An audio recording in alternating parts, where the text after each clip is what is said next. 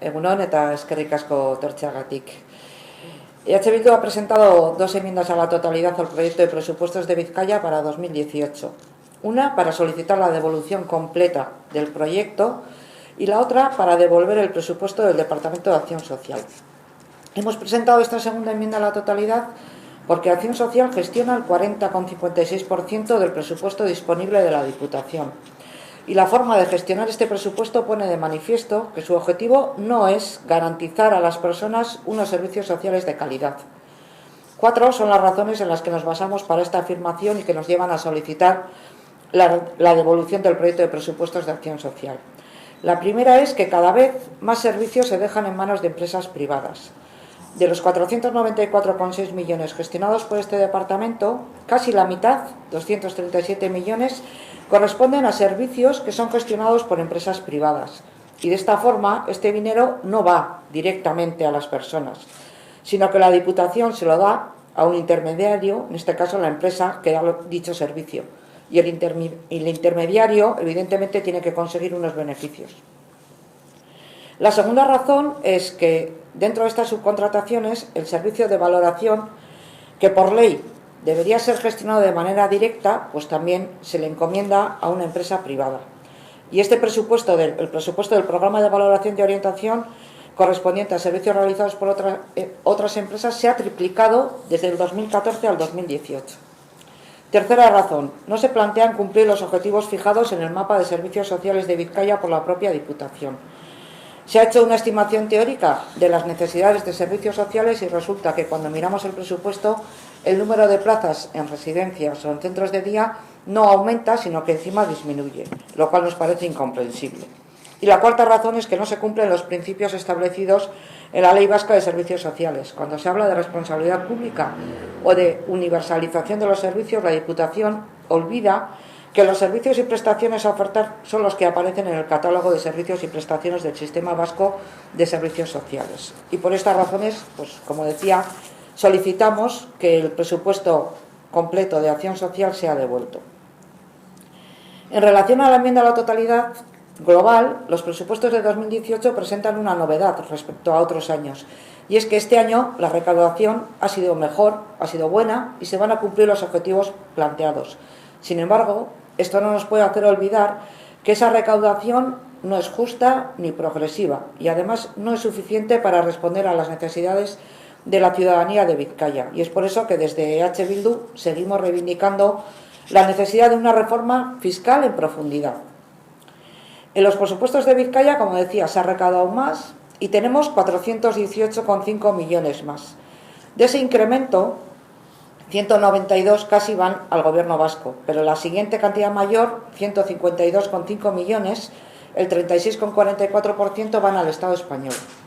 Hay que tener en cuenta que en base a la nueva ley del cupo negociada por PNV y PP, en 2018 tendremos que pagar al Estado español 532,73 millones, un 40% más de lo presupuestado en 2017.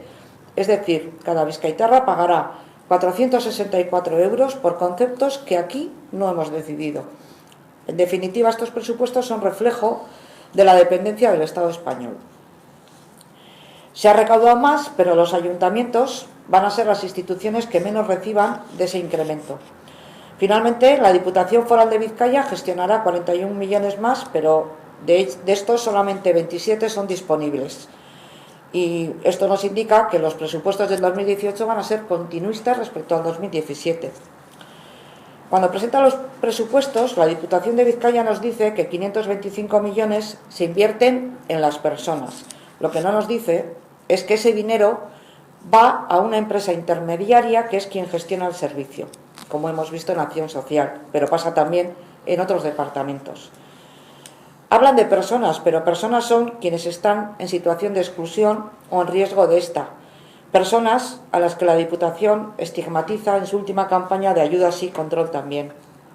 Precisamente el presupuesto del Departamento de Empleo, Inclusión e Igualdad deja bien a las claras la escasa importancia que tienen en las políticas forales la lucha contra la exclusión o el impulso de la igualdad entre mujeres y hombres. El presupuesto disponible de este departamento se ha incrementado por debajo del incremento global del presupuesto disponible. Y hay que señalar que este departamento es el segundo por detrás en cuanto a menos presupuesto. Y en consecuencia seguimos lejos del 0,7% para la cooperación, o las partidas para potenciar el empleo siguen siendo las mismas que en los últimos años, que en Beargintza, que en autoempleo o en inserción laboral.